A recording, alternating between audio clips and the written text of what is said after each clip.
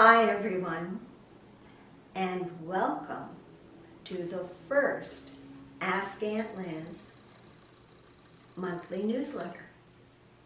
I'm Elizabeth Pay Butler, aka Aunt Liz. The purpose of the Ask Aunt Liz website and these newsletters is to assist anyone who is seeking better life coaching. My goal is to blend old world wisdom with current information and technology while adding in a healthy dose of common sense and discernment.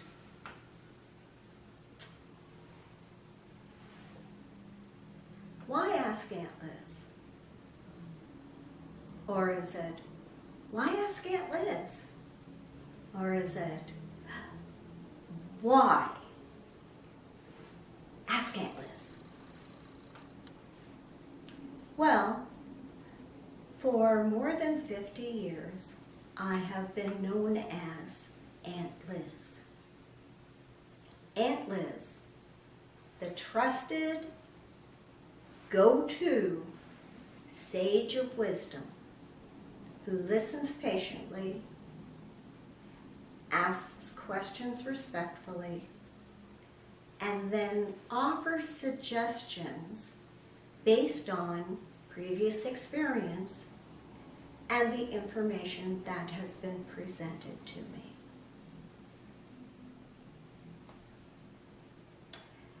Through the magic of the internet, I can now assist adults, teens, and children, regardless of the location or the time of day.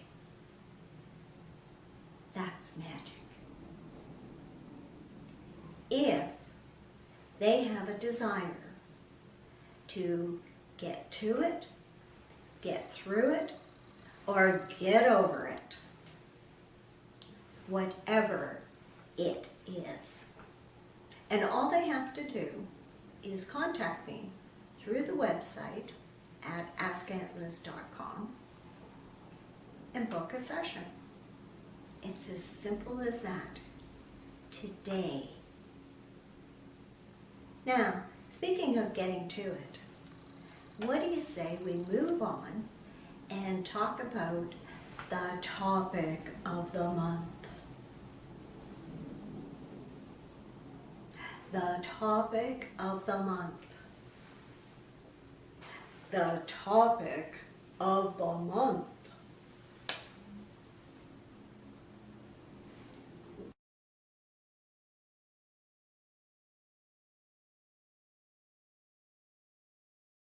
All right, so let's go to the topic of the month.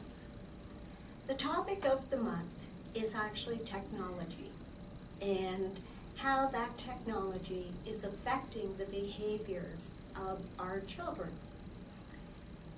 I get a lot of messages from parents and grandparents who are struggling with the new technology and the fact that the behavior that they aren't liking is becoming a normal behavior. Now, in this case, I'm talking about things like the fact that they feel that their children or grandchildren lack social skills, the fact that they are disconnected from people because they're on the internet so much. The fact that they're impatient and they want things very quickly, rapidly. And this creates a problem for the grandparents mostly because they didn't come from that age of fast, let's do it, here's my friends, buzz. But let's take a moment and let's just journey back in time, because every generation of parents has actually complained about the behavior of their children. And they have directly blamed those behavioral changes and questionable behaviors on changing technology. So if you think about it, long before the phone was ever invented, people used to have to send their children with a note to whoever it was they wanted to communicate with. So therefore, there was a lag time and there was exercise, I suppose, while they ran across the fields or ran around the corner to drop a note off to somebody and to talk to the neighbors. Before the car, there was the horse and buggy or the bicycle. And when you think about it, again, things started speeding up. Before the answering machine, there was simply a telephone. And people would phone, and if somebody wasn't home, they would have to just wait, developing the art of patience. A number of the natural ways that behaviors were brought into being actually occurred by the normal habit of things. So not being able to instantly access their friends. Along with that, before television, people were either listening to the radio, reading a book, or playing a game. And when they were bored, they were sent outside to play with their friends. The fun part about this is, if you think about it, we've actually come kind of full circle in a different way. Because now we read instead of reading with books. There are people, most of the time, people are reading on their iPad or their e-book reader. So reading is still there, just a little different. They also, when it comes down to listening to the radio, well, we're, instead of sitting around, we're now all plugged in to our iTunes and walking around with our little iPods and earplugs stuck in our ears. Again, a change has taken place.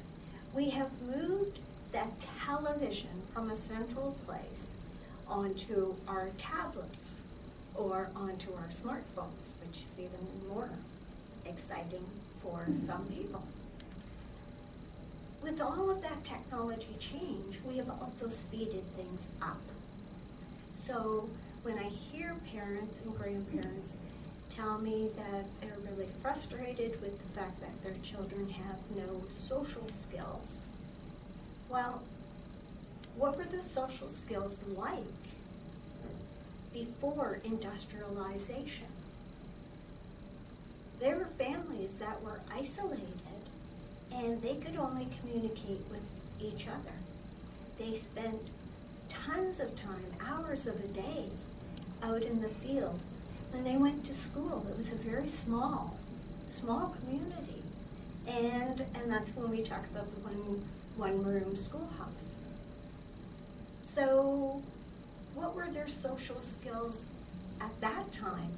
How did they comfortably communicate with somebody when they went to a community dance or a party? You see my point? Sometimes things just cycle around.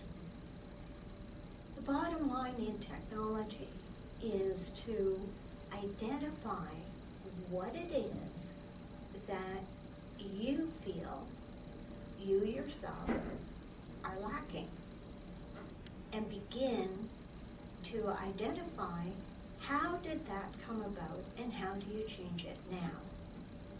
Now, over this month, because I'm talking about technology as the topic of the month and how it affects our children, please take time to read my blogs, click like on Facebook so that you'll know when a new blog listing is coming out. Subscribe to the newsletter because there's always something new happening on the website. And let me expand further on how this technology change is not just affecting our children, but it is affecting our grandchildren, and it's affecting the adults and the grandparents. So just click on there, subscribe to the newsletter, and follow me on Facebook and on my blog.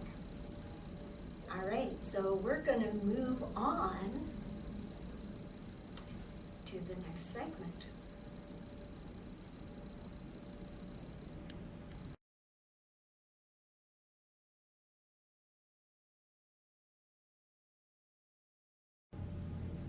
Okay, so let's move on to the question of the month. And this month, our question comes in from Leslie in Calgary. Leslie wrote, Elizabeth, I am a grandmother and love to spend time with my children and grandchildren, but it is annoying when we are talking and they are constantly checking their phone to see who has messaged them on Facebook, WhatsApp, or a text message.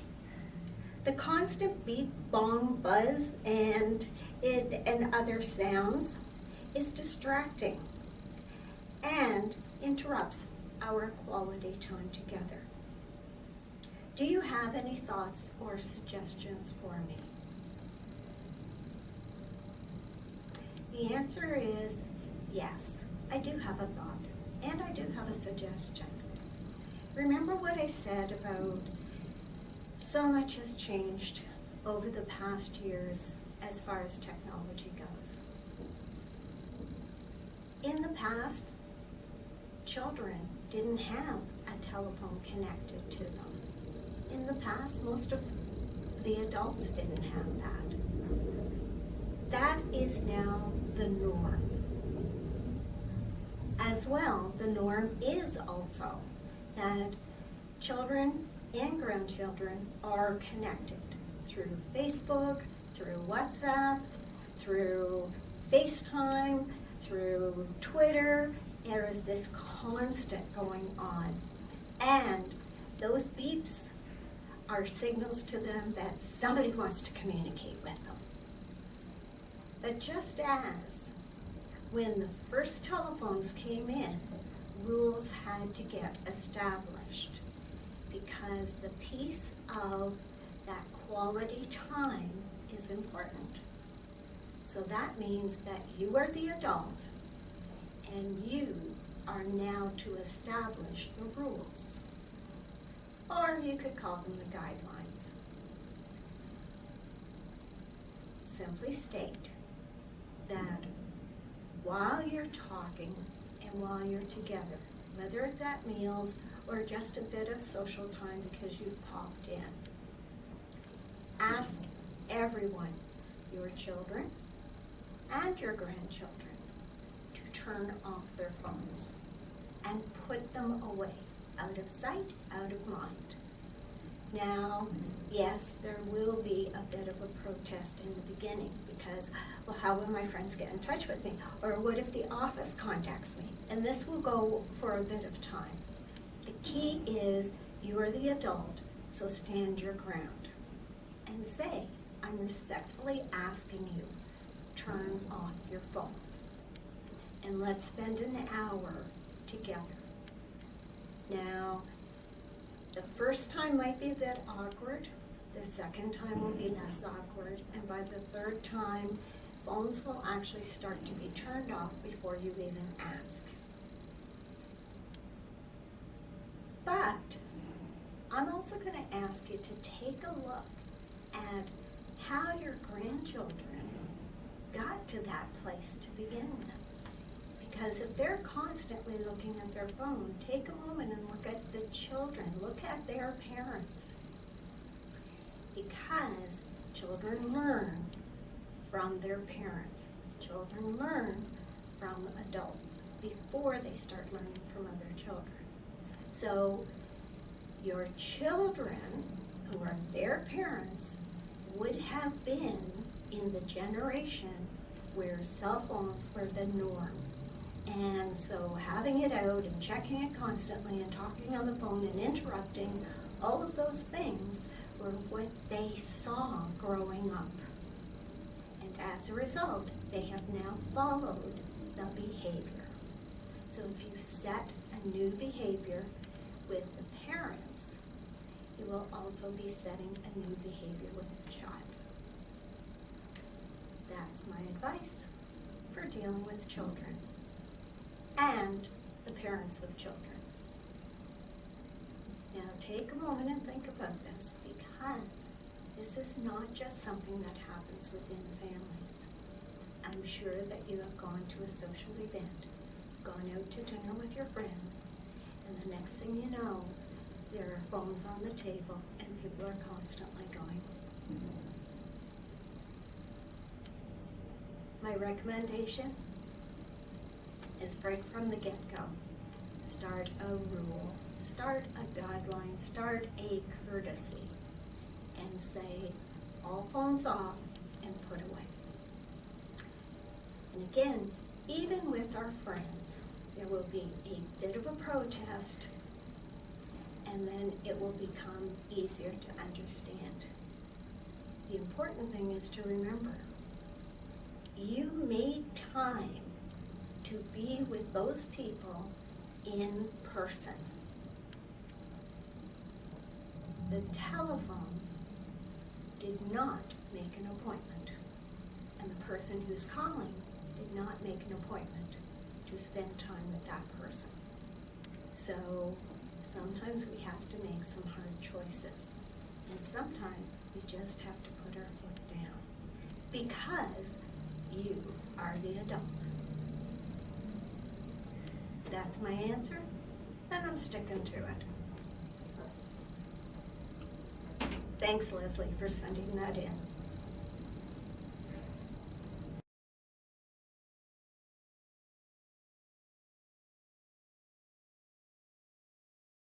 Okay, so we're almost at the end of the Ask Aunt Liz newsletter for this month. And that brings us to what's next. Well, as you can see, I'm in a different location today, and that is the location that you will be going to for the next Ask Aunt Liz workshop. So this location here allows a limited seating of 15 people.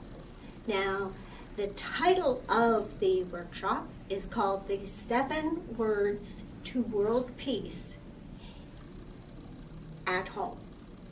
And basically, I am going to tell you 7 words.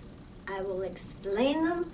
I will give you the 7 magic words that if you incorporate these words into the way you communicate with your spouse, with your children, with your friends, with your neighbors, with your coworkers, a lot of things will change dramatically.